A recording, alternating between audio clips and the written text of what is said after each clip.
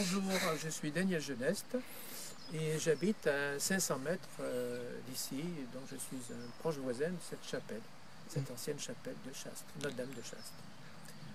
Voilà, alors les temps forts de cette chapelle sont les processions. Auparavant il y en avait 4, il n'y en a plus que 3 maintenant.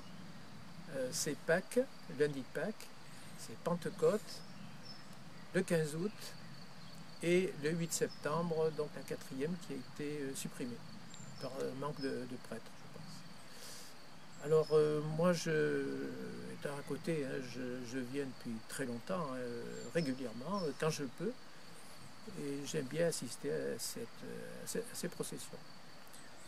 Alors les processions, la procession consiste à la fin de la messe, à se rendre ensemble, accompagnés de chants, de prières, jusqu'à la grotte qui est en dessous.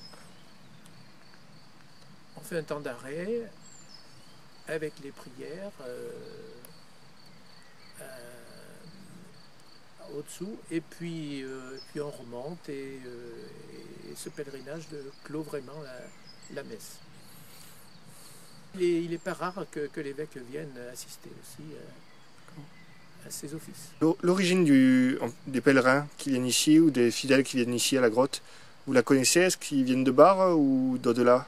Leur lieu d'habitation. Leur lieu d'habitation, oui. Beaucoup qui viennent de Bar, effectivement, mais ce sont des habitués qu'on voit depuis très longtemps. Il y a des habitués aussi au-delà du périmètre de la commune, et des gens souvent qui sont en vacances et qui viennent aussi régulièrement. Il n'y a pas un renouvellement à chaque fois, hein. Ce sont à peu près les mêmes personnes. Donc qui ont la connaissance et qui aiment bien. C'est une façon pour eux de prier, de pratiquer. C'est quand même quelque chose d'exceptionnel. Oui, on est plutôt surpris et agréablement surpris de voir que il n'y a pas que les gens de la commune, il y a beaucoup de personnes qui viennent de très loin, des Parisiens ou des villes.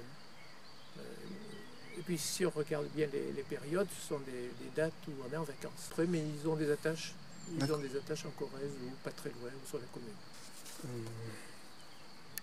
Parce que ce n'est pas un pèlerinage qui est très dans la publicité est faite. Il faut être informé, averti.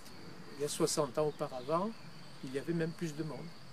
Là, l'église, la chapelle est quasiment pleine encore, mais c'était vraiment comme une fête à l'époque. Et on voyait même les marchands de gâteaux. Enfin, il y en avait un qui vendait des gâteaux.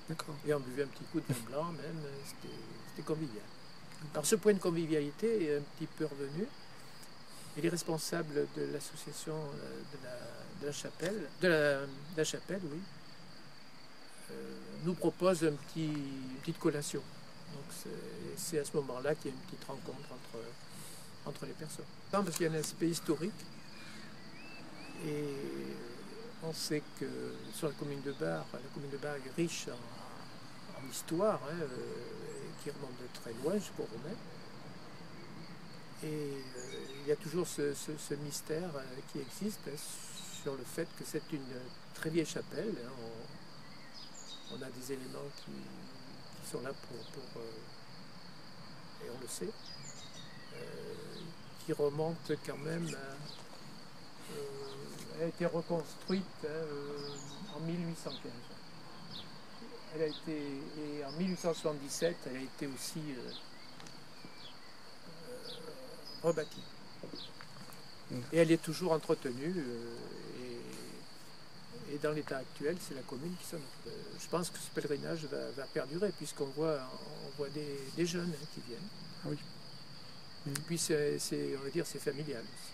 Le pèlerinage de Rocamadour, de Bénévent-l'Abbaye jusqu'à Rocamadour, qui passe sur la commune de Bar, emprunte cette ancienne voie romaine qui traversait la commune, du Blange, en passant par la Corrèze et jusqu'à Naves. Et ce chemin, il y a encore des vestiges qui sont visibles d'avions ou par les spécialistes. Et cette voie romaine, Il va- archéologues qui sont de temps en temps qui examinent les lieux.